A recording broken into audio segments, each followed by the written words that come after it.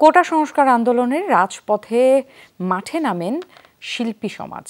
গণহত্যা ও নিপীড়ন বিরোধী শিল্পী সমাজের ব্যানারে হয়েছে এই প্রতিবাদ সমাবেশ। এসেছিলেন শোবিজ অঙ্গনের অনেক তারকাই। গান, কবিতা আর প্রতীকী পরিবেশনায় নিজেদের অবস্থান জানান দেন তারা। বৃষ্টি উপেক্ষা করে ধানমন্ডির সাত মসজিদ রোডে আবাহনী মাঠের পাশে গণহত্যা ও নিপীড়ন বিরোধী শিল্পী সমাজের ব্যানারে সমবেত শিল্পীরা শিক্ষার্থীদের চলমান আন্দোলনের সাথে একাত্ম জানিয়ে চলে গান, কবিতা। প্রতীকী পরিবেশনায় শিল্পীরা তুলে ধরেন সাম্প্রতিক পরিস্থিতি। সমাবেশে উপস্থিত দৃশ্যশিল্পী, আলোকচিত্রশিল্পী, পারফরমেন্স শিল্পী, সঙ্গীত শিল্পী, কবি, লেখক, গবেষক, স্থপতিরা সহ অনেকেই জানালেন তাদের মনের কথা। আমি দুইটা পক্ষের, আমি নিজে একজন পিতা এবং আমি একজন মানুষ।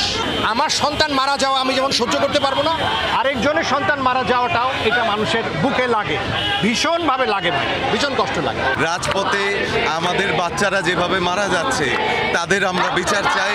এই বাচ্চাদের যেই 9 দফা দাবি, গণগ্রেফতার, গুম, হত্যা চলছে, তার বিরুদ্ধে আমরা আজকে এই গণমিছিল এবং রাস্তায় নেমেছি। পরে প্রতিবাদী মিছিল করে শিল্পী সমাজ। জবাব চাই। আহমেদ তাওকির, যমুনা নিউজ, ঢাকা।